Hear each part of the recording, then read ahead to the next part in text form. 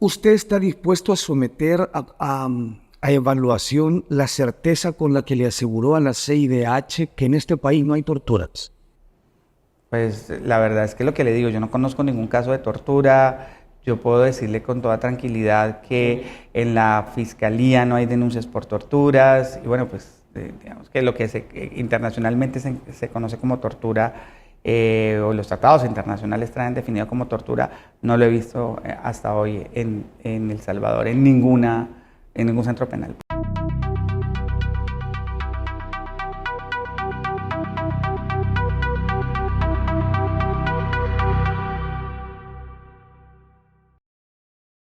Andrés Guzmán, un abogado colombiano especializado en seguridad digital y exfuncionario de la Defensoría del Pueblo en Colombia, fue nombrado el 22 de mayo de 2023 por el presidente Nayib Bukele como comisionado presidencial para los derechos humanos y la libertad de expresión en El Salvador.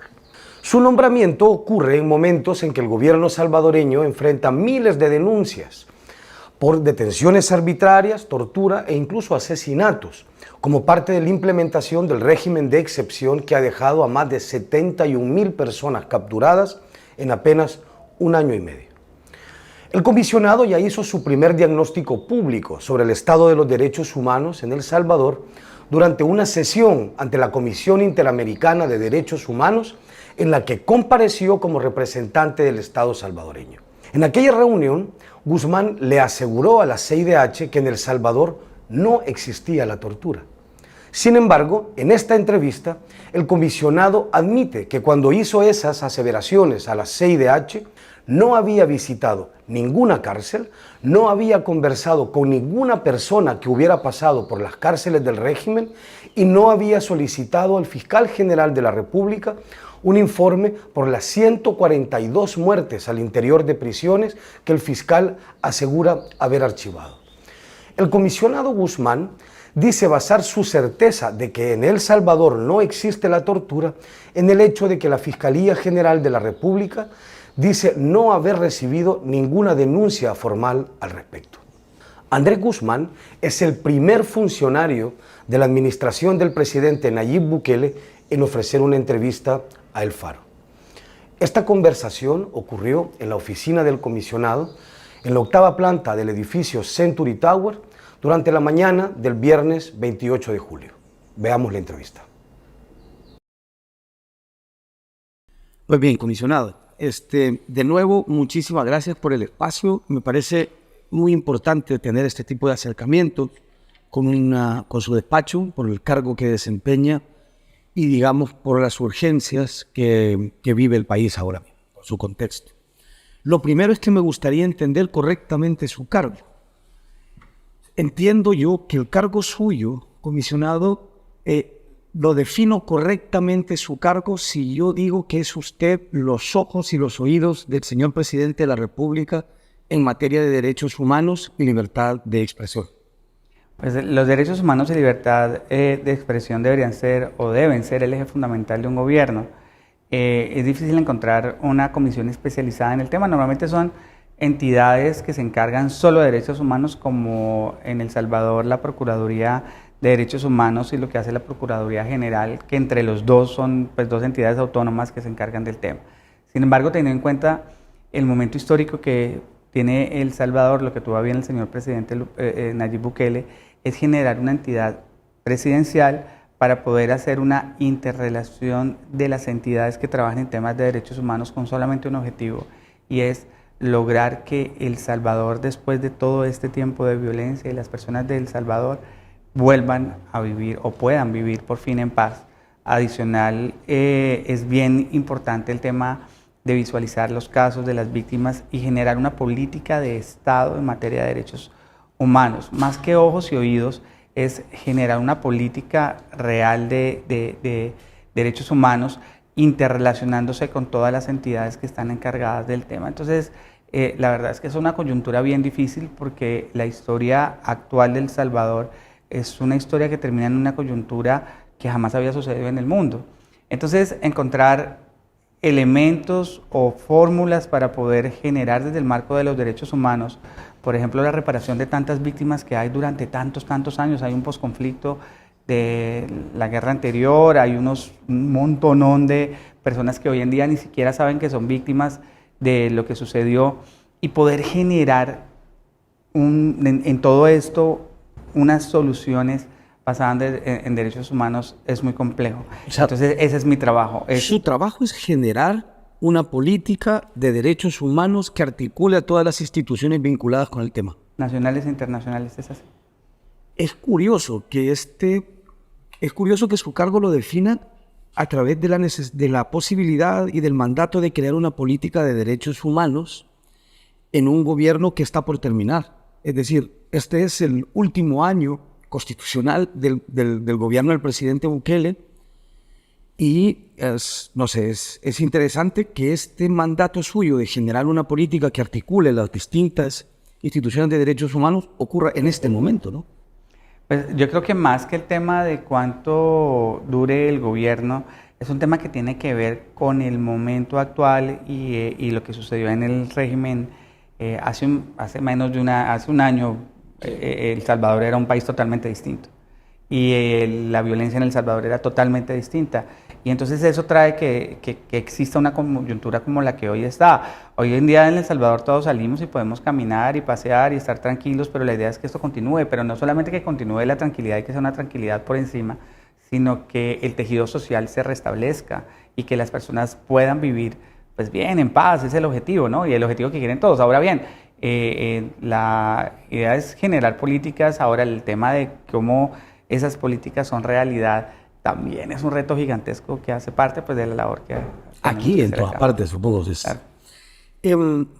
¿De qué márgenes para la construcción de esta política real de derechos humanos, como la define, de qué márgenes goza usted? Es decir, entiendo que usted es un comisionado presidencial y que por lo tanto hay una relación de jerarquía directa con el señor presidente de la República, pero usted tiene las potestades y la autoridad, por ejemplo, para visitar prisiones, por ejemplo, que son una dependencia del Ejecutivo. Usted tiene la autoridad, por ejemplo, para generar informes públicos sobre sus investigaciones. Es decir, en términos operativos, ¿en qué consiste su trabajo? Sí, bueno, digamos que dentro del marco de lo que yo estoy haciendo, visito centros penales, visito niños, visito, bueno, digamos que lo que hago es un trabajo gigantesco desde el punto de vista de poder revisar en dónde pueden existir posibles violaciones de derechos humanos y poder articular las entidades frente a esos casos puntuales o casos generales, ¿no? Eso, digamos que está dentro de su mandato. Dentro de lo que hacemos en la oficina. Adicionalmente, hago informes. La verdad es que mis informes, más que sean públicos, son informes de interacción y mejora dentro del mismo marco que yo hago. Adicionalmente, generamos propuestas de marcos normativos para las entidades, es decir, propuestas de ley, propuestas de reglamentos de ley, y también trabajamos frente a las organizaciones internacionales en los marcos de interacción para la ayuda y protección de los derechos humanos dentro de El Salvador. Todo eso hacemos nosotros. Vaya lío en el que se ha metido, comisionado.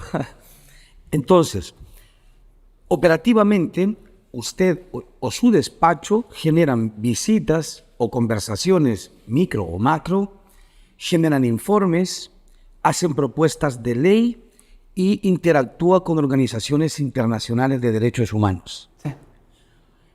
Ha hecho visitas a centros penales. A estas alturas, ¿cuánto de esto ha comenzado a caminar en el terreno? ¿Ha hecho ya usted visitas a penales? Todo está caminando, sí. ¿En qué penales ha estado? No, la verdad es que, digamos, yo la verdad prefiero que ese trabajo de los centros penales es un trabajo bien delicado. Es un trabajo bien delicado porque hay muchas personas que, digamos, que hay que salvaguardar y que hay que trabajar sobre los derechos de ellos. Entonces es un trabajo que más que hacerlo público, nosotros preferimos tener una línea de trabajo interinstitucional, digamos que coherente. Le voy a anticipar algo que le puedo anticipar, y es que yo creo que tal vez la segunda semana de agosto, estaremos yendo a alguno de los centros penales más importantes con los organismos que están interactuando sobre él y que deben trabajar sobre él, y que adicionalmente... Organismos estatales. Organismos estatales, pero también vamos a invitar organismos de derechos humanos internacionales. También... en agosto. Sí, en agosto, en algún caso excepcional, y si las condiciones se dan, podremos invitar a algún medio de comunicación para que constaten pues, que las cosas, cómo están las cosas allá. Yo no, pues digamos que no puedo dar conclusiones previas a lo que pueda constatarse dentro de un centro penal, pero pues la mayoría de las cosas son como lo que se dice o lo que se ha manifestado públicamente. Sin embargo, la verdad es que creo que por los derechos de esas personas, hasta que el trabajo, digamos que de hacerlo muy bien, de entrar, de ver, de analizar. Lo otro es que le voy a decir otra cosa. Dentro de lo que yo estoy haciendo, la garantía que puedo dar es que voy a ir a todos los centros penales y que todo lo que pasa allá tiene que quedar clarísimo, y que las condiciones con las organizaciones, lo que le digo, yo lo que hago es interactuar. Entonces yo voy con las organizaciones que son encargadas. Hay algunas en donde iremos con la Procuraduría General, otra con la Procuraduría de Derechos Humanos, otra con la Cancillería, otra con dependiendo los roles que cada uno dentro de... O sea, por lo pronto, digamos, esta gira de centros penales iniciará en agosto.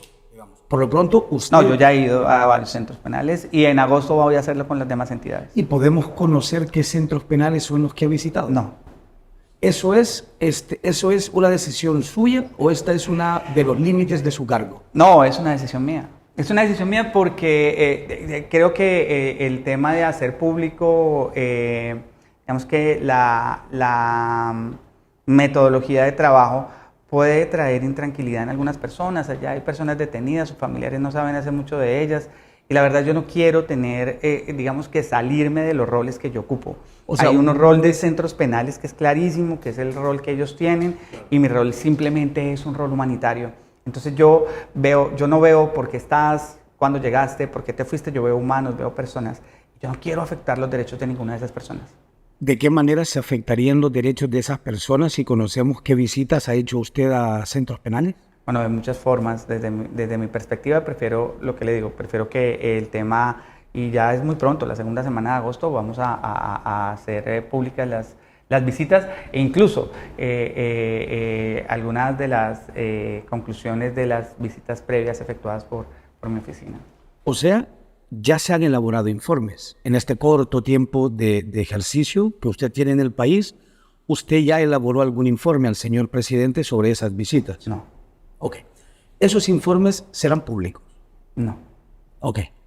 Sin embargo, digamos, frente a la conversación que tuvo el Estado salvadoreño con la CIDH, de la que usted fue parte, usted ya hizo una primera, aunque muy sucinta, digamos, diagnóstico, diciendo más o menos, no lo estoy parafraseando, no es una cita literal, que usted rechaza categóricamente la existencia de acoso contra la prensa y torturas en las cárceles. Y lo argumentó de la siguiente manera. Decía usted que si rechaza a nombre de El Salvador la existencia de torturas en centros penales, es por la falta de denuncias en la Fiscalía. ¿Ese va a ser su único criterio para elaborar sus diagnósticos? No. Es decir, la certeza con la que usted le negó a la CIDH la existencia de torturas en cárceles se basan en la falta de denuncias en la Fiscalía y en su visita a centros penales. Pero además en que he revisado los protocolos que tienen los centros penales frente al manejo de la población penitenciaria. Digamos que el primero tengo que hacer un análisis documental para poder llegar a una conclusión, y luego pues ya análisis prácticos y visitas, que es lo que no voy a hacer solo yo. Lo que le digo, mire, yo estoy lejos dentro de las obligaciones de mi cargo de ser quien audite a centros penales y si lo hacen bien o lo hacen mal. Quien lo debe hacer son las organizaciones encargadas de eso, como la Procuraduría de Derechos Humanos, que es a quien va a ir a hacer pues las visitas ya oficiales, y que tendrá que hacer su despacho el informe público sobre lo que encontró. Adicionalmente a eso vamos a invitar a organizaciones internacionales. Ahora, creo que es importante hacer énfasis en que mi rol, lo que le digo, es interactuar. Yo, claro que sí, he ido a centros penales a revisar casos puntuales y temas puntuales de asuntos que son de injerencia y que requieren la interrelación que yo hago y lidero hoy en día entre varias entidades e instituciones. Pero no son visitas así formales como las que vamos a hacer pronto con las demás entidades que van a hacer unas visitas ya. Digamos, donde las personas van a poder tener la tranquilidad de que sus familiares están bien, que para mí es lo más importante. ¿Esas visitas a centros penales ocurrieron antes o después de la comparecencia frente a la CIDH? Después. Después. Es decir, la mayoría de las que yo he hecho.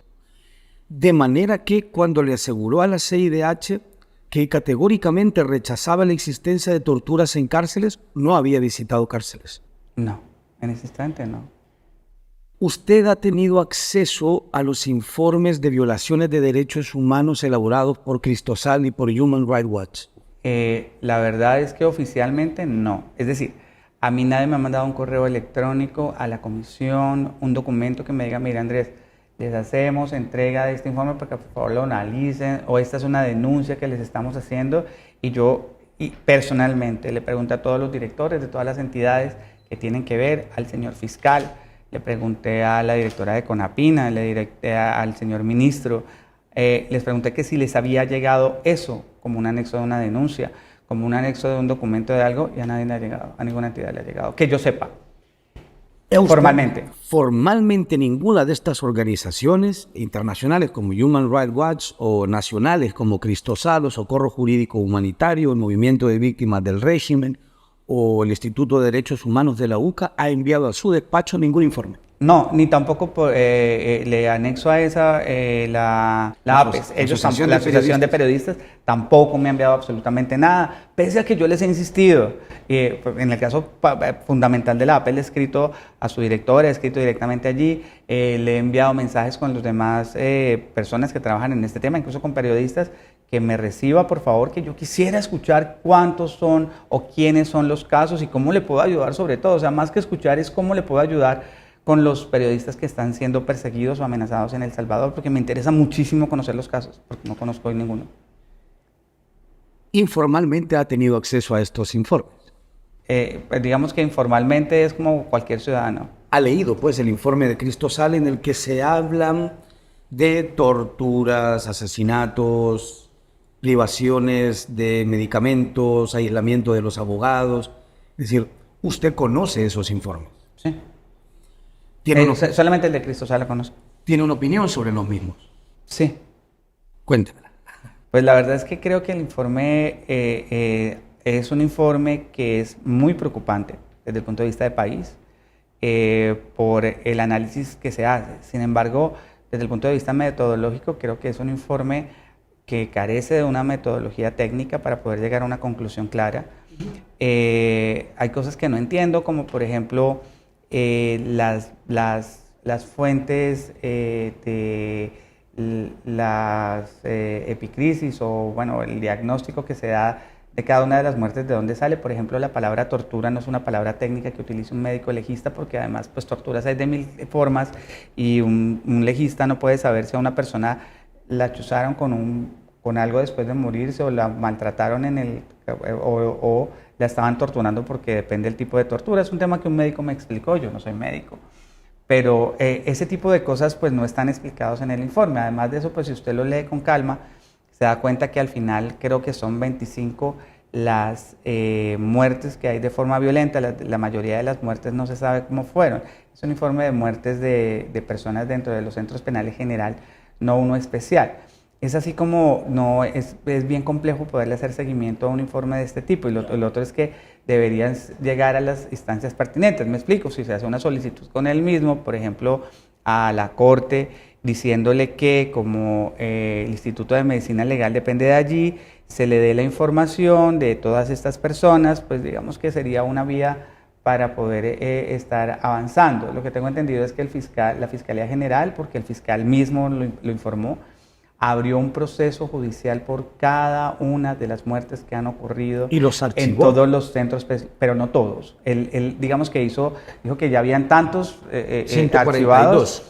Sí, pero pues son muchos más las muertes y además de eso lo que tengo entendido, lo que me explicó el fiscal, que ya es un tema que podrías hablar con él, es que en la fiscalía, sin importar la causa de la muerte de las personas que ocurren en centros penales, en todas se abre una investigación y se hace una investigación que o se continúa con la investigación, como muchas que están abiertas, o como estas 142 que se archivaron, que no tienen ningún nexo causal con el informe de Cristosal. Eso no tiene que ver una cosa con la otra. Una cosa es, él cuando se refiere a esos 142 se refiere en general a todas las muertes que han ocurrido allí y no... De capturados bajo el régimen. De capturados, es lo que tengo entendido. ¿Usted sí sabe el número completo de muertes al interior usted me dice que las 142 son una parte, pero me decía usted, hay muchas más. ¿Cuál es el número completo de muertes? La verdad es que es un número que cambia. Yo el último número que tengo es un número que yo se lo puedo dar ahora mismo, no, pero fue el que enviamos a la Comisión Interamericana de Derechos Humanos hace un par de semanas. Si usted me regaló un momento, yo ahora se lo doy. Chévere, si quiere después quedamos pendientes del número. Sí, usted me acuerda ahorita y yo le digo, mire, el número que mandamos en el informe es este.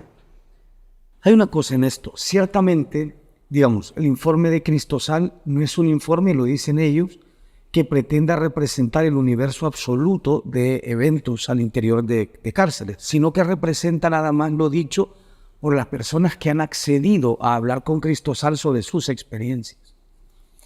Nosotros también hemos, como periódico, nuestra metodología no es una metodología académica, sino una metodología periodística, claro. Cada semana hemos lanzado públicamente el testimonio directo de una persona que ha pasado por cárceles y que ha demostrado que ha pasado por cárceles. Esta gente relata cosas que, bueno, probablemente se dice la baladí, la palabra tortura. Pero, por ejemplo, creo que la descripción de alguien a quien matan con macanas describe tortura. O la descripción de personas que están arrodilladas en el sol durante horas describe tortura. O la descripción de personas con la mandíbula fracturada a la que se les atiende 2 días después describe tortura. ¿Qué credibilidad le otorga usted a lo dicho por estas personas, a los testimonios públicos de estas personas que aseguran haber padecido estos casos? La verdad es que yo creo que todos esos casos deben ir a la Fiscalía. La institucionalidad es muy importante y la Fiscalía es la encargada de investigar, y si hay un guarda de seguridad, si hay un custodio que haya excedido en la fuerza con uno de los reos, tiene que venir y pagar cárcel, y tiene que venir y dar explicaciones, porque pues, lejos de que se tengan que violar los derechos humanos de las personas, y si hay un solo caso que está aislado, que le digo, desde esta oficina impulsaremos la investigación, impulsaremos que se investigue, pero debe investigar quien debe investigar en este caso, que es la Fiscalía. Nosotros no podemos, yo no puedo ponerme a hacer esas investigaciones. Ahora, hay, por ejemplo, un caso especial que es el caso de un periodista en el que la Comisión Interamericana, y yo me comprometí a investigarlo y lo estoy haciendo, y estoy investigando, no al señor, lejos de eso, lo sigue haciendo la Fiscalía. Estoy investigando si, por ejemplo, si era un periodista que fuera opositor al gobierno y si lo están siguiendo o persiguiendo porque es un periodista y es mi deber. Pero ahora, lejos de hacer pública, por ejemplo, esa investigación como parte de lo que hice, sea el resultado que sea, porque pues yo se la tengo que entregar a quien es, a la Comisión Interamericana de Derechos Humanos, porque es la investigación de nosotros. Puede ser una investigación que finalmente termine victimizando a las personas, y ese no es mi objetivo. Todo lo contrario, es proteger a las personas. Ese es el objetivo de nosotros en esta oficina. Me parece muy importante tomar nota del hecho de que para usted el curso institucional de las denuncias es un criterio fundamental para otorgar o no credibilidad a lo que se dice. Para usted es incomprensible que las víctimas o las personas que aseguran ser víctimas del régimen desconfíen de la Fiscalía General de la República. No, mire, yo entiendo el miedo no solo de ellos, el miedo de todo el país. Hasta hoy se están volviendo las personas se están volviendo a confiar en las instituciones y están denunciando. Mire, este país duró más de 20 años donde salir a la calle casi era un delito, donde te mataban por pasar una calle, donde encontrarse a un señor con una cara tatuada era un problema gigantesco. En El Salvador, la mayoría de las personas, si no todas las personas que he conocido, tienen un familiar que pagaba renta o que se lo mataron o que se le cercenaron un brazo o que le hicieron alguna cosa horrible. Y esas historias pues, están ahí, son las historias que yo esperaba, bueno, pues digamos que ver visualizadas y las que tenemos que ver y seguir. Sin embargo, el hecho de que hoy las personas digan y no confíen en las instituciones era porque no existían instituciones, la fiscalía ni nadie, aquí era ver, callar, no oír, esa era la ley. Hoy en día las instituciones existen y las víctimas de lo que está sucediendo, hoy en día están yendo a las instituciones a decir qué fue lo que pasó y a colocar las denuncias. Y hay que ¿De lo que está sucediendo? De lo que sucedió, de las víctimas, las víctimas de las pandillas, las verdaderas víctimas de este país, que son las víctimas de las pandillas. Esas son las verdaderas víctimas de este país. Claro, es que hasta ahora ellos están denunciando. Las víctimas hasta ahora están contando qué fue lo que pasó. Perdón, es que solamente porque sonó de esta forma. Esas son las verdaderas víctimas de este país. Quienes alegan ser víctimas ahora del Estado, ¿qué son? No, es que todos son víctimas, o sea, digamos que este es un problema social, es un problema de todos. Yo no estoy hablando hay víctimas hay muchas clases de víctimas, lo que le digo es que hubo un conflicto antes que tuvo unas víctimas, ahora hay otro conflicto que tiene otras víctimas y ahora nacen unas nuevas víctimas, bueno, hay muchas víctimas, pero lo que yo le quiero decir es que esas víctimas hasta ahora están confiando en el Estado, las primeras, sí. Digamos que hablemos de las segundas víctimas, que son las víctimas de las pandillas, y están denunciando. Entonces ahora, estas personas que dicen que fueron violentadas, que sus familiares les pegaron o que inclusive a ellos les pegaron y salieron de la cárcel y tienen algún tipo de queja, pueden colocar las denuncias contra las personas porque ellos eran sus guardas o los custodios, saben sus nombres, saben quiénes les pasó y esas personas van a tener responsabilidades.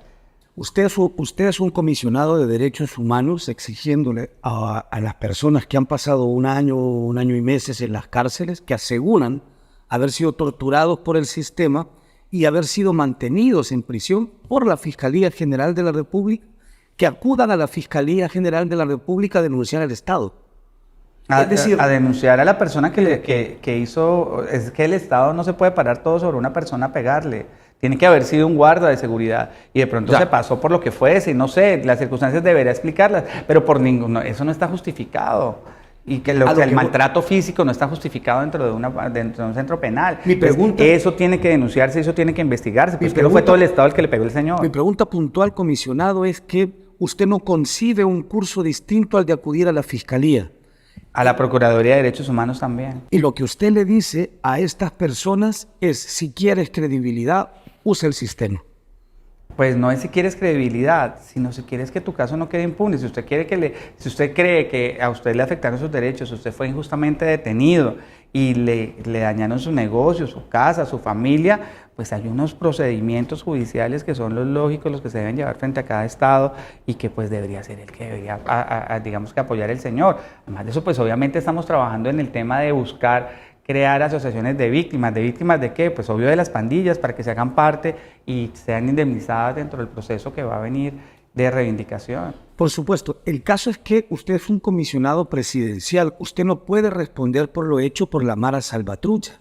Por eso yo no le pregunto por qué va a hacer usted de cara a la Mara Salvatrucha, que no está sujeta, digamos, como organización terrorista y criminal que es, a la CIDH, ni tampoco a los mecanismos de derechos humanos establecidos en la PDDH ni en la Fiscalía, porque son criminales.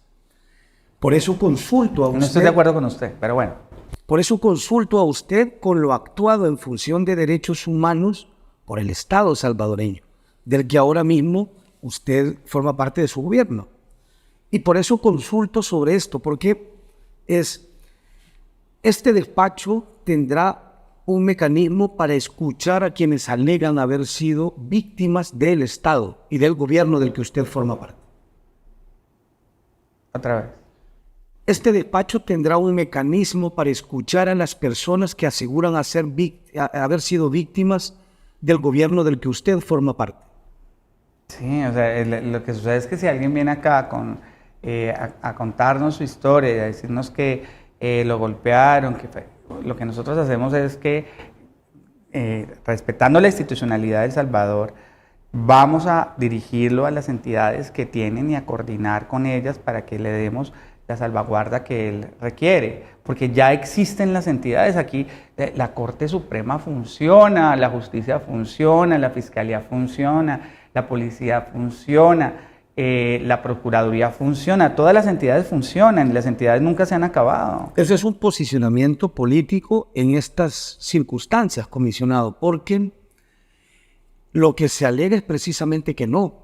Es decir, que el fiscal que tiene ahora mismo su cargo fue impuesto de forma ilegal sin respetar el término de las funciones del anterior, que la Corte, idem, que fue, y que además tanto el fiscal como los magistrados de la Sala de lo Constitucional y de la Suprema Corte de Justicia son en realidad impuestos por el presidente de la República, Nayib Bukele. Esa es, digamos, en El Salvador, uno de los debates más vigentes. El presidente, a través de sus diputados, canceló sin mayores procedimientos en la primera sesión plenaria de esta Asamblea Legislativa el mandato de la Corte y del fiscal. De manera que entiendo yo, por lo que usted me dice, que luego de observar esos procedimientos, usted considera legítima tanto la destitución de los funcionarios anteriores en ambas instituciones como el nombramiento de los actuales, y los considera además órganos independientes del Ejecutivo.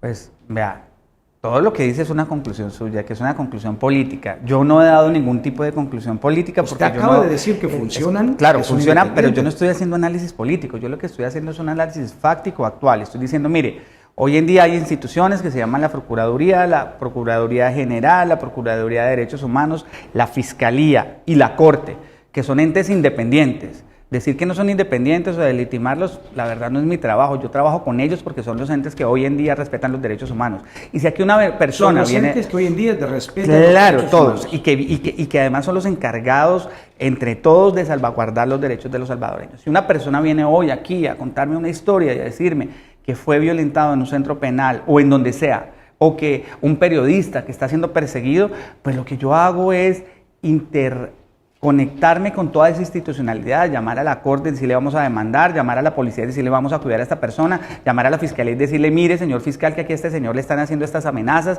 vamos a investigar, llamar a la institucionalidad que es la que hoy en día conozco, la que existe y la que funciona en el Estado de El Salvador. Usted tiene una opinión sobre la materia que le mencioné, es decir, hombre, yo soy periodista y tomo nota de los procedimientos, yo no soy abogado. Y precisamente porque son las instituciones con las que usted tiene que trabajar, deberá tener una opinión sobre esas instituciones. ¿Usted considera a la Corte, a la Suprema Corte, a la Sala de lo Constitucional, según lo actuado y según su conocimiento, un órgano independiente del presidente Bukele? Es un órgano totalmente independiente de la justicia, es una corte. Ahora, no, la verdad no, desconozco pues la vocación que como corte tenga o el rasgo político o el sesgo que tenga. Yo confío y creo que es la Corte de Cierre que tiene que tener un punto de vista y la interpretación de la Constitución debe ser la válida por ellos y pues y confío en ella porque es la que está instituida hoy en día en El Salvador y la que hace sentencias y jurisprudencia. Ya. Ok. Veamos.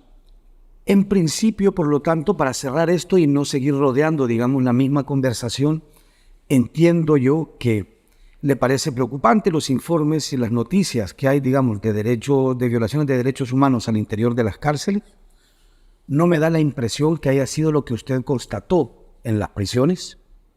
Y por lo tanto, si esas denuncias no siguen un curso institucional, este despacho y este comisionado, por lo tanto, no tiene hoy por hoy un mecanismo distinto con el cual ponderar esas denuncias y darles curso a esas denuncias.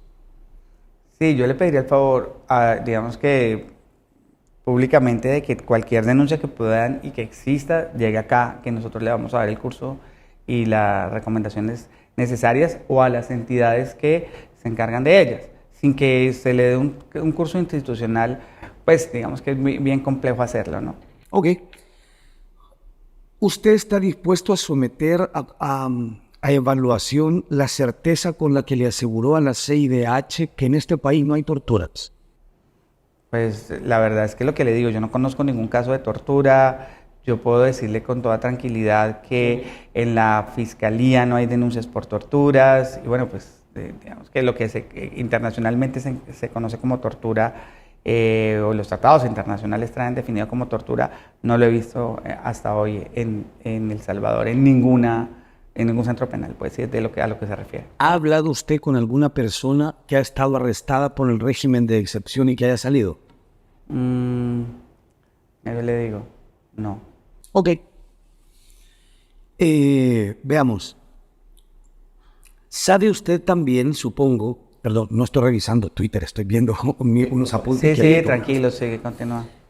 Porque siempre me parece un gesto incómodo lo de estar viendo el teléfono en una conversación. No, este trabajo igual yo sé que preparaste la entrevista. Veamos, me gustaría hacer algunas de las preguntas que no quedaron respondidas en la audiencia de la CIDH, merced del tiempo, porque entiendo que cada representación tiene 20 minutos y que luego no se respondieron. Carrerón horrible. Veamos, hay algunas que me parecen importantes. Usted sí tiene un informe detallado sobre el régimen de excepción, es decir, usted conoce el número exacto de personas liberadas, conoce las razones puntuales por las que la Fiscalía engavetó 142 casos. Sí, mire, yo le voy a ser honesto, al día siguiente de ese día, el 16 tal vez fue eso fue el 14, tal vez el 16, se vencía la presentación del informe por parte del Estado de El Salvador ante la Comisión Interamericana de esas mismas preguntas que nos las hicieron por escrito. Entonces todo lo que no contestamos ahí, lo contestamos por escrito y está ante la Comisión Interamericana radicado. Al tercer día después de que se radica, ese documento es público por parte de la comisión. Y ahí están los números que nosotros entregamos, están las respuestas que usted me está preguntando, con números exactos, porque pues tener la memoria perfecta. Ahora, de lo que le puedo decir es de la fiscalía, ya se lo comenté, le dije que el fiscal, que es distinto, que no existe un nexo causal entre el informe de Cristosal y las investigaciones, que no fue que el fiscal investigara esas 142 por el informe, sino que él dijo que en términos general, yo he hecho 142 investigaciones, o 140 no sé cuántas, y ya todas las archivé. Obviamente, pues, si son archivadas, deben ser documentos que se pueden consultar, o pueden ser consultados por los familiares, porque pues los familiares tienen... Eso le puedo yo garantizar, que ningún periodista tendrá acceso a esos documentos, ni ningún familiar tampoco. Porque todo lo actuado en el régimen de excepción, todas esas cifras, números, los juicios, son secretos. Incluso para los familiares. Eso no es una opinión, ese es un hecho. ¿Está bien? Los procesos los tiene el fiscal, lo que le digo, yo no respondo por el trabajo del fiscal. El trabajo del, pues digamos que hablar por él y la oficina del fiscal es autónoma, y lo que le digo, en El Salvador existen instituciones, que cada institución pues tiene sus derechos, obligaciones, y pues que lo uno tiene que ver con lo otro. Yo no podría pedirle al fiscal información. Usted no puede pedirle al fiscal. Yo se la pido. O sea, yo le pido algún tipo de información, por ejemplo, lo que le digo, los informes que tengo que presentar ante la Comisión Interamericana, los informes que tengo que presentar ante organismos internacionales, que me exigen de organismos internacionales o nacionales, pues los hacemos con advenimiento de las instituciones, no solamente de la Fiscalía, de todas. Usted, por ejemplo, si usted le pide al fiscal general de la República, usted no puede ordenárselo por su cargo, pero si usted le pide al fiscal general el detalle de las razones por las que archivó 142 muertes en centros penales, él se los entregaría.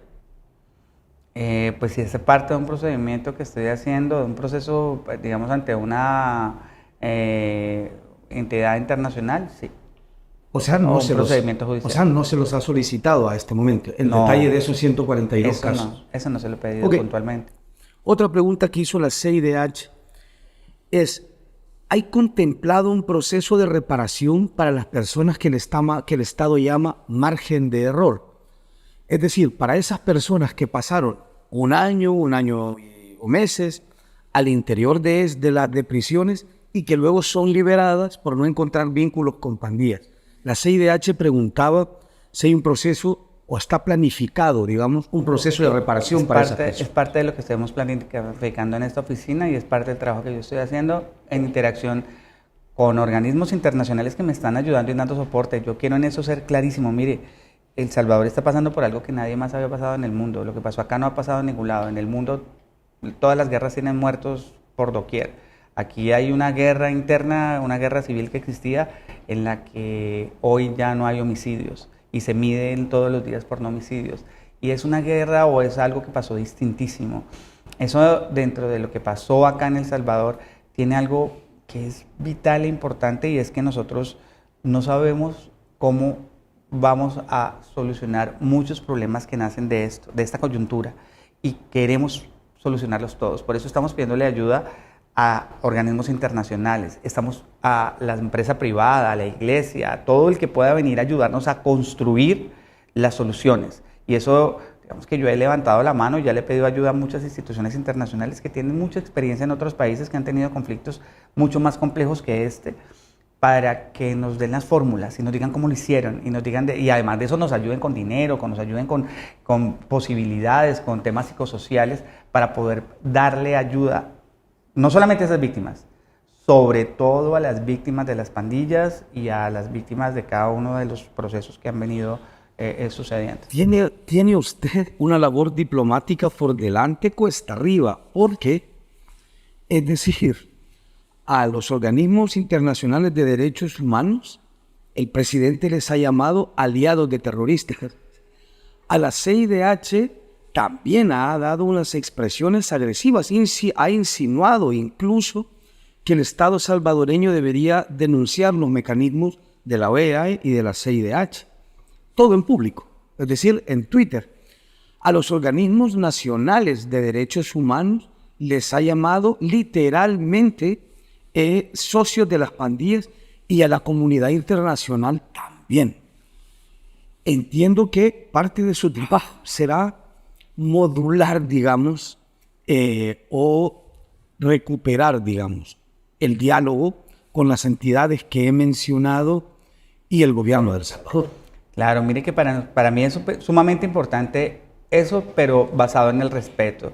Yo creo que si usted estuvo en la audiencia o vio la audiencia ante la Comisión Interamericana, se dio cuenta, por ejemplo, que la presidenta de la comisión se durmió en la mitad de la audiencia cuando estaba haciendo la intervención del Estado de El Salvador y que había un comisionado que iba en su auto conduciendo, transgrediendo no sé cuántas normas de tránsito, pues me imagino que el señor vive en Miami, en Estados Unidos, en Nueva York, en Washington. Iba de pasajero. No, él iba conduciendo. Mire bien el video y se da cuenta que él iba conduciendo y desde ahí yo estaba preguntando, y también es colombiano. Pero el tema es que me parece una falta de respeto gigantesca con nosotros, digamos que con mi llegada lo que yo hice fue llamar a todas las instituciones y les dije aquí no está, la verdad, que aquí no estamos torturando, que aquí no estamos matando, que aquí estamos defendiendo un país y defendiendo a la mayoría y que como estamos haciéndolo bien tenemos que venir a poner la cara a cada uno y a defender nuestro trabajo. Y eso fue lo que hicimos y eso fue lo que hizo, por eso estaba ahí el señor fiscal. El señor ministro ese día tuvo algún tema de salud, pero vinieron todos los titulares y vino todo un país, todo el gobierno de un país a poner la cara y a decirle a la Comisión Interamericana para que la señora se duerma y para que el otro señor ande conduciendo con esto. Eso no está bien. Estoy de acuerdo con eso. Y así lo vamos a hacer. Una reunión de esta seriedad, y yo soy salvadoreño, ¿sabe? Aparte de periodista. Y para mí me parece que los temas de derechos humanos en mi país deberían ser abordados con la seriedad máxima. Si alguien se duerme en una audiencia, me parece una falta de respeto. Si alguien tiene una audiencia mientras conduce, me parece muy poco serio para la dimensión que tiene esto. Coincido con usted. Llamar aliados de terroristas a las organizaciones de derechos humanos, ¿le parece a usted una falta de respeto? Pero es que mire usted esto, mire, lo que le digo, yo no quiero calificar a nadie. Pero yo lo le digo, acaba de hacer con la gente que se durmió y con sí, claro, pero yo no quiero calificar de terrorista. Yo le quiero hablar institucionalmente. O sea, la Comisión Interamericana de Derechos Humanos, nosotros le hicimos una exposición del país, donde en 20 minutos le explicamos que aquí existen otras víctimas y que existen unas víctimas que nacen de una guerra, que hay personas, mujeres que fueron violadas, personas que ni siquiera tienen hoy idea que estuvieron secuestradas y que son víctimas de esto. Y 20 minutos duramos hablando del tema. Y ningún comisionado hizo siquiera una pregunta sobre el tema. Eso no es respeto, y no es dormirse, y no es no leer, y no es conducir. Es no escuchar las razones del Estado y no darse cuenta que aquí que las organizaciones y las ONGs han centrado el problema en las personas que están en los centros penales, efectivamente ahí sí puede existir un problema y efectivamente ahí hay mucho que hacer y hay mucho que trabajar, pero es que El Salvador es mucho más grande y aquí hay mucho más que trabajar y hay otro montonón de... Con una respuesta clara sobre esto, es decir, como ha calificado de falta de respeto algunas de las actitudes de la CIDH, insisto en ello, es decir, usted ya se metió a calificar cosas. Puestos en calificar, le pregunto a usted, llamar aliados de terroristas a la comunidad internacional y a las organizaciones de defensoras de derechos humanos es una falta de respeto del presidente. No, yo la verdad no es lo que le digo. Mire, yo no opino sobre lo que Okay. el señor presidente políticamente dice y la verdad es que no es mi trabajo. Mi trabajo es trabajar por los derechos humanos. Okay. Y lo que le digo, a mí me parece que el tema debería centrarse más en el respeto que hoy estamos teniendo como Salvador frente a las organizaciones de derechos humanos. Esa mesa sentada ahí frente a la Comisión Interamericana de Derechos Humanos lo dice todo. Y olvidarnos de las expresiones políticas del presidente frente a estas mismas organizaciones. Pues lo que le digo, mire, yo creo que en los temas de derechos humanos y el trabajo que tenemos que hacer nosotros por un país es construir, no seguir destruyendo. Ok, yo quisiera comprender esta cosa. Yo escuché con mucha atención esta reunión que tuvieron con la CIDH. Tenía, digamos, como uno de los ejes centrales el régimen de excepción. Y la gente hizo muchas preguntas sobre el régimen de excepción, es decir, sobre las violaciones de derechos humanos registradas durante el régimen de excepción. Si se tortura gente, si se niegan medicamentos y tal. ¿Cómo se responden esas preguntas contando las maldades que hicieron las pandillas? Es decir, si yo pregunto, ¿torturan gente en las cárceles en El Salvador? ¿Cómo esa pregunta se ve respondida haciendo un recuento de las cosas que hizo la Mara Salvatrucha? Porque hay varias opciones en esto. Lo que usted quería decir es que el fin justifica los medios. Era tan grande el mal que el fin justifica los medios. ¿De qué está manera malinterpretando usted. ¿De qué manera se responde a la pregunta? No, las preguntas que debió haber hecho algún comisionado, si yo hubiese estado ahí, hubiera sido, por ejemplo, dígame cuáles son los procesos que van a hacer para reparar a las víctimas de las pandillas. Explíqueme si se van a reparar con el dinero que se le incautó y dónde está ese dinero que se les incautó y cómo se va a administrar. Yo creo que esas víctimas requieren y que no hay una organización en El Salvador, no hay periodistas sacando todas las semanas historias y diciendo esta es la historia de la señora que le quitaron las manos a su hijo para poder entrar a trabajar, a estar dentro de Talmara. Eso es falso, comisionado. Yo hoy no la veo, yo no veo el medio de comunicación. Yo se las mando. Que le está sacando esta semana todas las semanas. Las historias que salieron no existen. Eso es falso, comisionado. Hay libros sobre eso. No creo que hay. He escrito libros sobre eso. He, por ejemplo, documentado la cantidad. Lo que pasa es que existan hoy. Usted piensa que si no se hace hoy, eso ya no se ha hecho. No, porque es que las historias son nuevas. Es que son historias que no se conocían porque la señora estaba secuestrada, porque su esposo no la dejaba salir, porque su esposo la obligó a ser su esposa y la obligó a tener 3 hijos, etcétera, etcétera. Pero es que hoy se están viendo esas historias. Voy a enviar una historia escrita precisamente sobre ese tema. Eso es lo que yo creo que se debe visualizar. Pero eso está visualizado durante aproximadamente una década. Los medios de comunicación en este país registramos las barbaridades hechas por estas organizaciones y quien le diga lo contrario le está mintiendo, comisionado. Pues los medios uno los lee todos los días. Claro, lo que pasa es que el día de hoy, ahora mismo, estamos a algunos medios poniendo la atención en las denuncias atroces de derechos humanos. Y todas las ONGs están solamente ahí centradas, pero se les olvidó lo demás que ha pasado en El Salvador y se les olvidaron las demás personas. Y yo creo que es importante que todos también nos veamos a eso. Lo que le digo es que no olvidar a nadie, los derechos humanos son para todos. Pero aquí hay que ver todo. No se nos ha olvidado. Usted está hablando con una persona que es salvadoreña y que ha vivido toda su vida en este país. Si usted tuviera el contexto de lo que ha pasado, eso es inolvidable, porque lo llevamos en la cara como una cicatriz. La existencia de estas organizaciones criminales no es olvidable, incluso para privilegiados como nosotros, que sobrevivimos y que nunca tuvimos a un familiar muerto. Es decir, no es cierto, comisionado. Usted no me puede decir a mí que yo he olvidado eso, ni a mi periódico que ha olvidado eso, ni a mis colegas que han olvidado eso, porque durante años vivimos ese horror. Pero yo le pregunto una cosa, mira, solamente así de sencillo, dígame cuántas solicitudes se ha hecho al Estado salvadoreño o a las organizaciones que hacen parte del Estado salvadoreño para que hagan explicaciones de qué va a pasar con las víctimas de ese conflicto y de esas personas. No hay una. No hay una. ¿O cuáles son las ONGs que están trabajando en eso? Exactamente las mismas organizaciones que ahora denuncian al Estado eran las mismas que presionaban antes al Estado para proteger a esa gente de las organizaciones criminales. La propia CIDH tiene 2 informes solicitando al Estado salvadoreño eso. Cristosal desarrollaba antes esa tarea. El Instituto de Derechos Humanos de la UCA también. Eso no lo creo, eso lo sé. Es decir, organizaciones de derechos humanos. Yo vi los informes, lo que le digo, eso no se lo niego, usted tiene toda la razón, pero yo estoy hablando de hoy, no de lo que pasó antes. Estoy hablando hoy, las víctimas que hay hoy.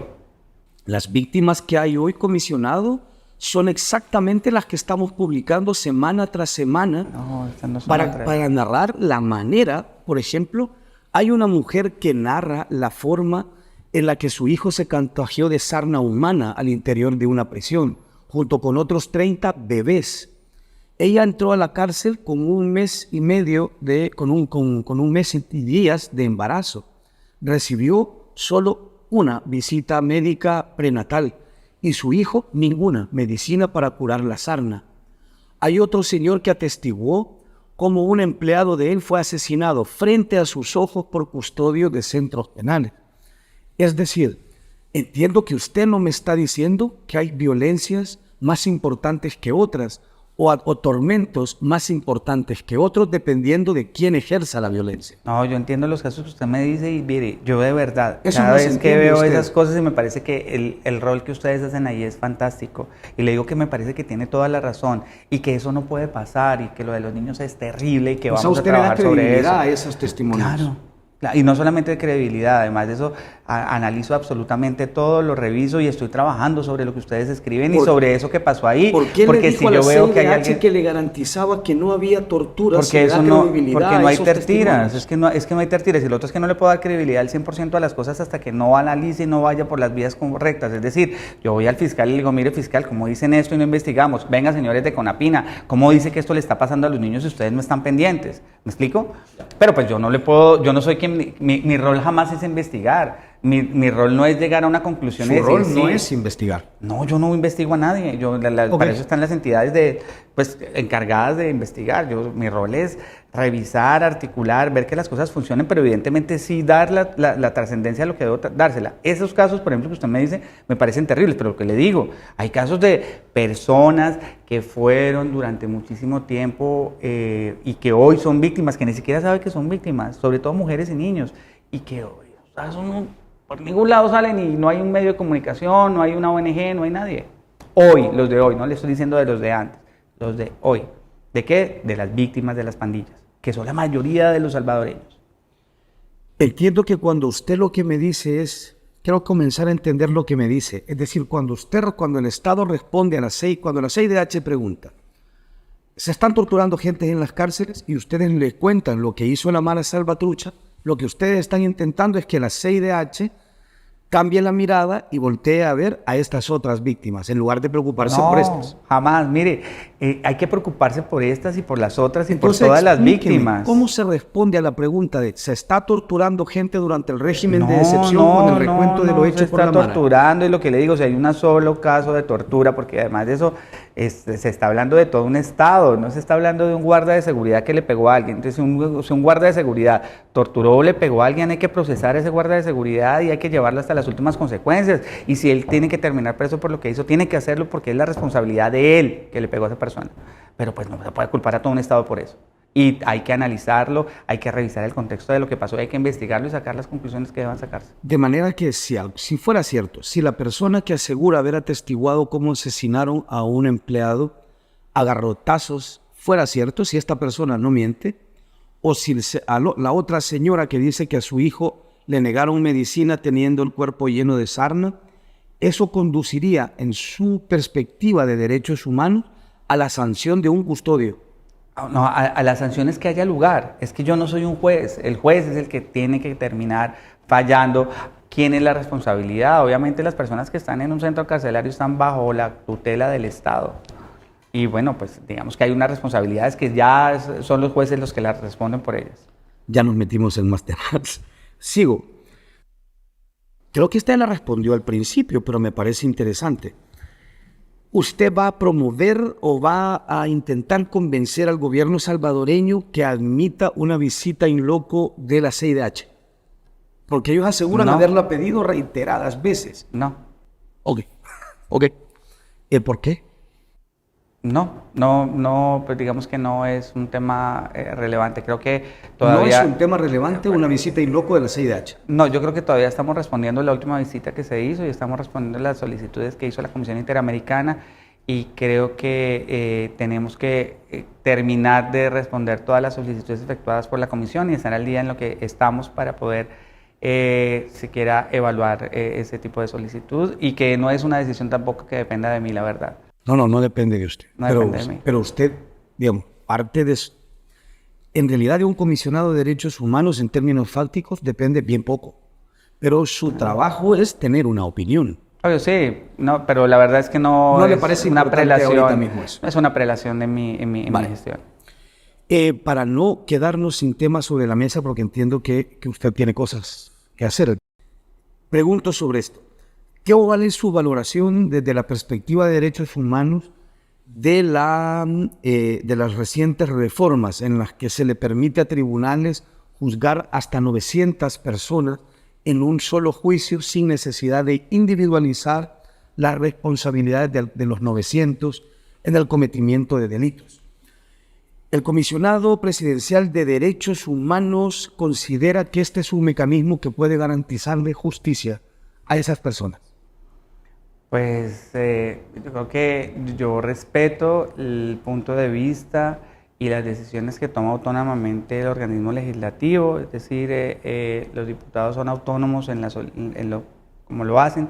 Creo que el Tribunal Constitucional debe hacer una revisión de la norma desde el punto de vista de la violación de los derechos y creo que pues, en la práctica se debe velar por el respeto del debido proceso y los derechos de todas las personas. Comisionado, denme una opinión. Ese es mi punto de vista. Es usted como comisionado de derechos humanos desde su perspectiva, no desde la Asamblea, no la de la Corte, no la del presidente, la suya. Mi punto de vista es ese. Ok. Hay un principio jurídico que es más o menos común y es el hecho de no cambiar las reglas a mitad del partido. Estas normas y estos nuevos procedimientos son unos con los que se va a juzgar a la gente que ya está presa. Eso no es atentar contra la seguridad jurídica de alguien cuando se me juzga, se me atrapa y luego se me juzga con normas que no existían cuando se me capturó. Yo creo que son temas que usted debe discutir más con el ministro de Justicia y Seguridad, pues son temas de su cartera, no temas del mío. ¿Derechos humanos no tiene que ver con la garantía procesal? Pues el debido proceso es una garantía general, pero ya la especificidad de cómo se ha desarrollado la norma, que además de eso, debo decir, digamos que esas son normas que salen del ministerio, van al organismo legislativo y digamos que aún ni siquiera yo tengo el texto final de esa norma. Yo se lo paso. Gracias. El comisionado, ¿usted no considera que esa norma entra dentro de sus competencias como comisionado de derechos humanos? ¿Qué le digo? No, yo la verdad Okay. Al principio le expliqué cuáles eran mis competencias, se las enumeré y dentro de esas no está, digamos que un tema de análisis normativo o especificaciones normativas y aún no me han dado esa competencia dentro de esto. Es decir, esa norma no está consultada con esta oficina, yo no doy soporte, si me hubieran solicitado que la revisara o quisiéramos algún tipo de explicación o algún tipo de... El actuar de este despacho no es, digamos, por defecto. Es decir, el actuar de este despacho es a solicitud. Quiero tu opinión sobre esto y si no, pues este despacho no tiene posibilidad de actuar de mutuo propio. Está bien, hay algunos temas en los que sí, hay algunos temas en los que no. Sin embargo, yo creo que, mire, si hay una organización de derechos humanos que va a participar, por ejemplo, o dar opiniones sobre la costura normativa de esas reformas al Código de Procedimiento Penal, debería ser la Procuraduría de Derechos Humanos, no mi oficina. Ok, está bien. Mire, cierro con esto.